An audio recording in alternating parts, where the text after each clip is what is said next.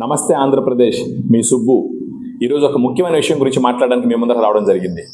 ఇప్పుడు సౌత్ ఇండియాలో చూసినారంటే మేజర్ మెట్రోస్ 4. కేరళలో ఒకటి ఉంది, దాని పక్కన పెడితే కేరళ ఎందుకంటే ఎక్స్ట్రీమ్ కార్నర్ ఆఫ్ కంట్రీ కాబట్టి. ఇప్పుడు మీరు చూసినారంటే Chennai city, Bengaluru city, Hyderabad city. ఈ 3 సిటీలు ఇప్పుడు సౌత్ నుంచి ఎవరన్నా ఉద్యోగానికి పోవాలన్నా ఏదైనా బతుదిరికి పోవాలన్నా మేజర్గా వచ్చి ఈ 3 సిటీలు సిగ్నిఫికెంట్ రోల్ ప్లే చేస్తాయి. తప్పితే ఇక్కడి నుంచి పోవాలి అని అంటే ఇంకా పూణే, బాంబే ఆ విధంగా ఎక్కువ పోతారు. బాంబే కానీ పూణే కానీ ఎక్కువ పోతారు. తప్పితే ఇంకా ఢిల్లీ, కలకత్తా ఇవన్నీ కొంచెం తక్కువ, అహ్మదాబాద్ ఇవన్నీ చాలా తక్కువ. ఇలాంటి సిచ్యువేషన్స్లో కొన్ని పరిస్థితులు ఇప్పుడు మీరు గమనించినారంటే ఆంధ్రప్రదేశ్ క్యాపిటల్ అమరావతి డెవలప్మెంట్ అన్నది చాయిస్ కాదు, కంపల్సరీ అన్నది ఇప్పుడు ఈ వీడియో ద్వారా మీకు వివరిస్తాను. మన వీడియో ఒక ముఖ్య లక్షణం, మన ఛానల్ ఒక ముఖ్య లక్షణం ఏంటంటే మిమ్మల్ని అందరిని అభివృద్ధి వైపు ఆలోచింపజేసే విధంగా మాట్లాడడం. మీ అందరి మైండ్లో ప్రతి ఒక్కరూ, తెలుగు ప్రజలు ప్రత్యేకించి ఆంధ్ర ప్రజలు, డెవలప్మెంట్ అన్నదే ముఖ్యం, డెవలప్మెంట్ జరగకపోతే భవిష్యత్తు ఉండదు అన్న ఒక పాయింట్ మీ మైండ్లో స్ట్రాంగ్గా నాటాలన్నదే ఈ ఛానల్ ఒక ముఖ్య ఉద్దేశం.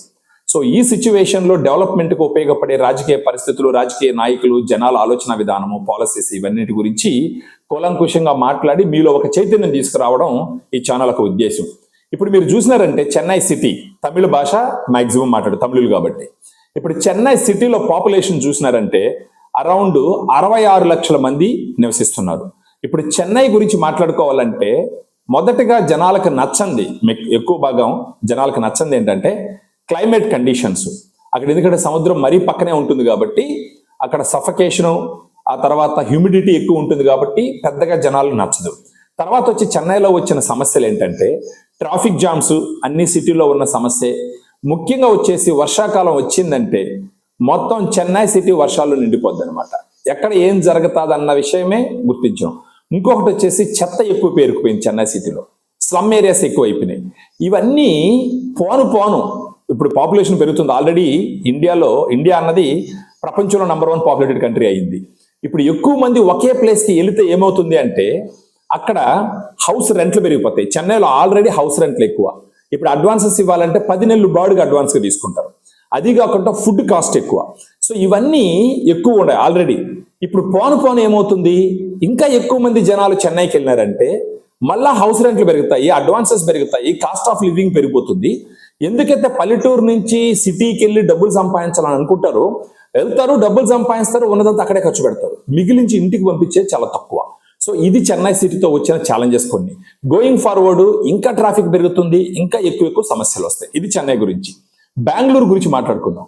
బెంగళూరులో ఇప్పుడు ఆల్మోస్ట్ 1,20,00,000 పాపులేషన్ ఉన్నారు. బెంగళూరు సిటీలో 1,20,00,000 మంది నివసిస్తున్నారు.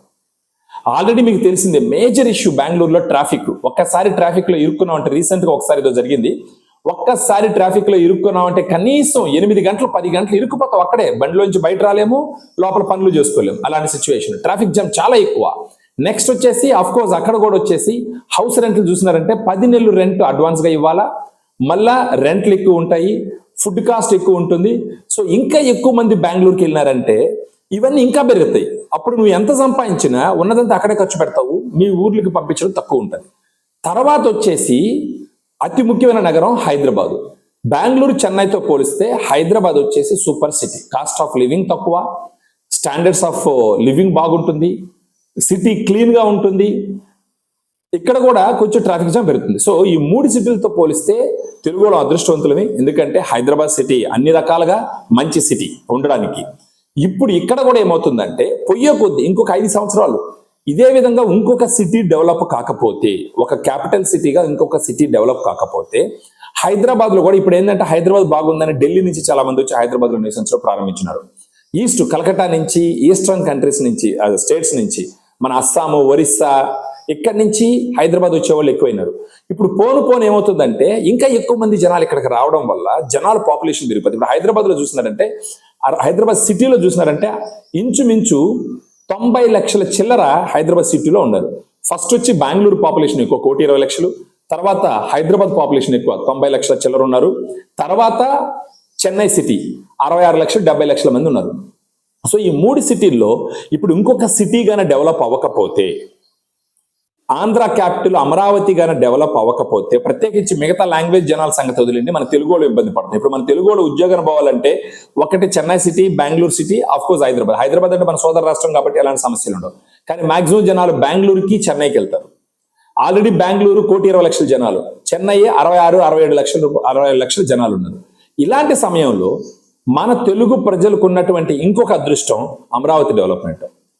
ఆంధ్ర క్యాపిటల్ అమరావతి డెవలప్ అయిందంటే హైదరాబాద్ నుంచి 4 గంటల జర్నీ, నెల్లూరు తిరుపతి నుంచి 4-5 గంటల జర్నీ, కర్నూలు నుంచి 4-5 గంటల జర్నీ, అదే వైజాగ్ నుంచి 4-5 గంటల జర్నీ. సో తెలుగు వాళ్ళకి అందరికీ 2 బెస్ట్ సిటీస్ ఉంటాయి. Hyderabad one of the best city in the country. తర్వాత ఇప్పుడు చంద్రబాబు నాయుడు గారి నాయకత్వంలో, పవన్ కళ్యాణ్ గారి నాయకత్వంలో అమరావతి డెవలప్ అయిందంటే Amaravati is going to be one of the best second destination for south India people. So దీన్ని బట్టి నేనేమంటానంటే తెలుగు ప్రజలు ప్రతి ఒక్కరూ ఆలోచన విధానము అమరావతి డెవలప్మెంట్ జరగడము. ఆల్రెడీ నేను ఈరోజు న్యూస్లో చూసినాను, చంద్రబాబు నాయుడు గారు ఆయన ప్రమాణ స్వీకారాన్ని చేయడానికి ముందరే 4 అతిపెద్ద కంపెనీలతో ఆల్రెడీ మాట్లాడడం జరిగింది. ఇప్పుడు ఈ ప్రమాణ స్వీకారం అయిన వెంటనే 4 అతిపెద్ద కంపెనీలు అమరావతికి వచ్చేదానికి అవకాశాలు ఎక్కువ. అండ్ వీటన్నిటికి మించి మీరు చెన్నై తీసుకున్న, బెంగళూరు తీసుకున్న, హైదరాబాద్ తీసుకున్న వాటర్ ప్రాబ్లం అనేది భయంకరంగా తయారైంది. రీసెంట్ గా నేను విన్నాను, బెంగళూరులో పిల్లనివ్వడానికి ఆలోచిస్తున్నారంట, ఎందుకంటే వాటర్ దొరకట్లేదని చెప్పేసి. ఇలాంటి సిచ్యువేషన్ లో అమరావతి కృష్ణా నది పరివాహక ప్రాంతంలో ఉంది. కృష్ణా నది ఒడ్డున అమరావతి నిర్మించడం జరిగింది. ఇవన్నీ ఎప్పుడో డెవలప్ అయిపోయిన సిటీలు. అమరావతి ఇప్పుడు రాబోయేటటువంటి సిటీ. సో ఇప్పుడున్న లిమిటేషన్స్ అన్నిటిని మనసులో పెట్టుకొని ఖచ్చితంగా ఈ ప్రభుత్వం అమరావతిని వరల్డ్ క్లాస్ సిటీగా నిర్మిస్తదన్నది ఒక ఆశ.